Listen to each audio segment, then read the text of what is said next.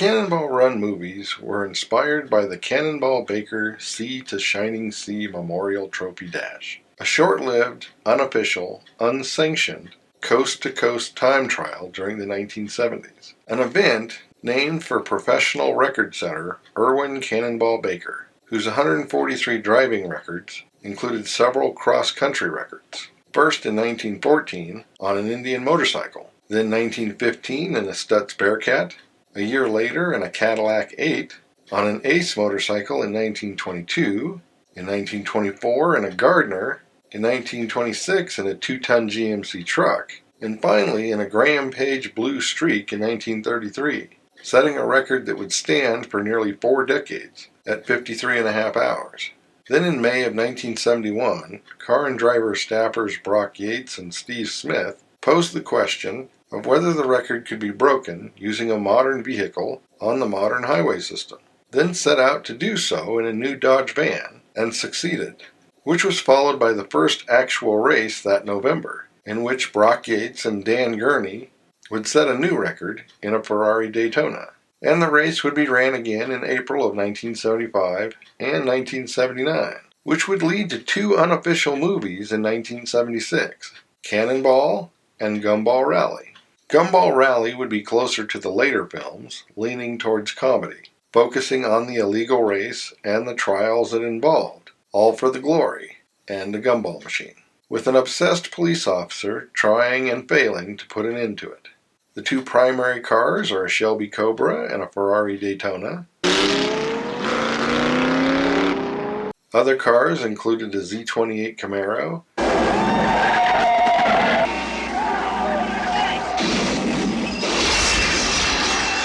a Porsche 911, if you catch me, you can have me, a Mercedes-Benz SL, a Chevy Corvette, and a Jaguar XKE that won't start. It's a handsome design. I wish it ran. And of course, a van.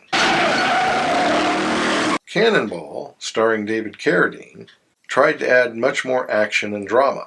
Drama in the form of the main character kidnapping his parole officer so she can't stop him from going. I thought this car could beat anything on the road. And an assassin being hired to take out competitors. And a guy that tries to cheat by having his Chevy Blazer flown across the country. The race quickly degraded into a demolition derby, with multi-car pileups and half the racers being injured or killed. Perhaps not surprising, coming from the same director as Death Race 2000. The cars included 2 Trans Ams, How do you like my new car? It's like looking in a mirror, ain't it? a Corvette, a Pantera,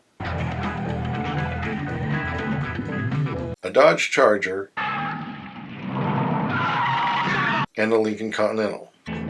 In the actual 1979 race, Brock Yates teamed up with director Hal Needham to attempt the race in an ambulance, and they would team up again to create the 1981 film Cannonball Run, that also included an ambulance, as well as Brock Yates as one of the so-called officials, also known as the true friends of Hernandez de Soto. The record stands at 32 hours and 51 minutes. Believe it or not, those guys did break the 55-mile-an-hour speed limit. And Hal Needham also made an appearance. It had a star-studded cast that included Burt Reynolds, Dom DeLuise, Dean Martin, Sammy Davis Jr., Roger Moore, Jackie Chan, Jamie Farr, Farrah Fawcett, and more. Burt Reynolds played J.J. McClure, racing driver and team owner, and driver of the Dodge Tradesman ambulance that is supposedly fitted with some kind of NASCAR engine. His partner and chief mechanic is Victor Princey, and his alter ego, Captain Chaos, played by Dom DeLuise. Dean Martin and Sammy Davis Jr. play Jamie Blake and Morris Fenderbaum, JJ's main rivals, who dress up as Catholic priests while driving a Ferrari 308. No, they're doing the work of the Lord. In a Ferrari, they can just do it faster, that's all.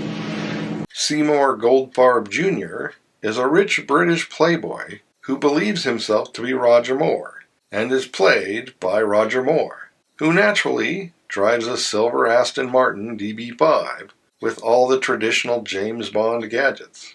Jamie Farr plays a wealthy Middle Eastern sheik driving a white Rolls-Royce Silver Shadow. Terry and Mel are played by Terry Bradshaw and Mel Tillis, driving a NASCAR replica Chevy Chevelle Laguna that somehow turns into a Monte Carlo after a bath and a coat of primer. Japan is represented by a tech-laden Subaru hatchback with plenty of gadgets of its own.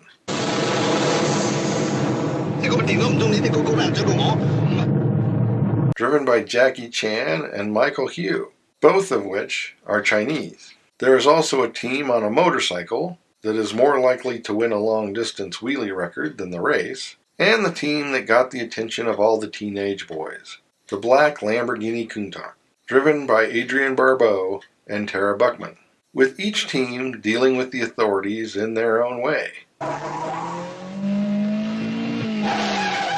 Authorities that included a representative of the fictitious at the time Safety Enforcement Unit and his photographer, who gets kidnapped by JJ and Victor and ends up playing the part of the ambulance's patient, under the care of Dr. Van Helsing. In spite of being pure cheese, it would manage to be one of the top films of the year, meaning there would be a sequel in 1984, with the previously unnamed sheik, Abdul bin Falafel, sponsoring a rematch. Most of the characters return. JJ and Victor pose as military officials in a 1981 Imperial limousine, while Jamie and Morris pretend to be police officers in an 84 Corvette. Jackie Chan returned in a Mitsubishi Starion, this time teamed up with Richard Kiel. Tony Danza replaced Terry Bradshaw as Mel's partner, now in a Cadillac town limousine driven by an orangutan, best known by some as Clyde. Right turn, Clyde.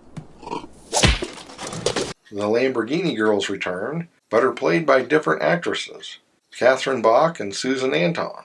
And they go through a few cars during the movie, starting with the Lamborghini, but also including a 300 SL and a Sterling kit car. JJ and Victor are joined by Betty and Veronica, dancers/nuns, played by Shirley MacLaine and Mary Lou Henner. And there is a huge list of cameos, including Frank Sinatra driving his own 1984 Dodge Daytona, Don Knotts and Tim Conway as police officers, Ricardo Montalban as the King, and Jim Nabors as Private Homer Lyle, as well as Teddy Savalas, Sid Caesar, Foster Brooks, Abe Vigoda, and Doug McClure. Some consider it to be the final Rat Pack movie, as it was the last film appearance of both Dean Martin and Frank Sinatra, although not for Sammy Davis Jr. It was also the last film of Jim Nabors, and the second movie appearance of Bigfoot, the monster truck. Cannonball Run 3, also called Cannonball Fever or Speed Zone, had an all-new cast, with the exception of Jamie Farr, supposedly because a pre-race raid gets all the usual participants arrested before it starts. There is a Lamborghini, but no Lamborghini girls. But there is a girls' team, this time in a Ferrari Daytona convertible, also acting as the high-tech team this time around. The more interesting parts of the movie seem to focus around John Candy's character, Charlie Cronin, who drives a BMW 735i and is pressured to drive a typical 80s blonde across the country, played by Donna Dixon, naturally. This is the team that did The Jump, A Chase in Reverse, A baby? Okay. and played chicken with a train, as well as paid homage to the classic thriller, The Duel. There's also an in-debt gambler that is teamed up with the enforcer that was sent to collect his debt. They start in a Jaguar XJS, but end up having to steal a police car to finish the race.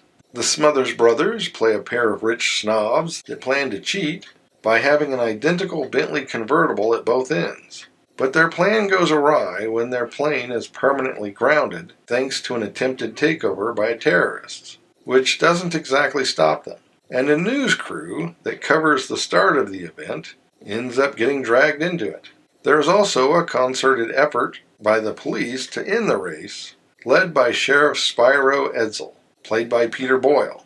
who has a plan to close highways to force all the racers into a single roadblock/trap, which gets busted through by the wingless airplane. Other cameos include Richard Petty in his NASCAR Pontiac Grand Prix, Alyssa Milano in an S10 4x4, and Brooke Shields as a stewardess, as well as John Schneider and Lee Von Cleef. There are several performance cars of the period, including a Mustang, Corvette, a Nissan 300ZX, and a Porsche 928, as well as a few less common choices, such as an Excalibur and a Boss Hogg-style Eldorado. In the end, a movie that perhaps earned its golden raspberries, but still can provide some entertainment value. The Cannonball Baker Trophy Dash was discontinued due to growing liabilities and its association with the Car and Driver magazine, being replaced by the more legal One Lap of America, a sort of cross-country rally with speed events at various tracks, although some of the previous Cannonballers tried to keep that event going as the U.S. Express from 1980 to 83. And the Gumball 3000 was started in 1999 as a 3,000-mile actual rally as opposed to a cross-country race. But there are still those that feel the call of the Cannonball Challenge and take the risk to attempt a new cross-continental record, and not just in the U.S., suggesting the spirit of Irwin Baker lives on. As always, thanks for watching. Don't forget to comment below and like and subscribe.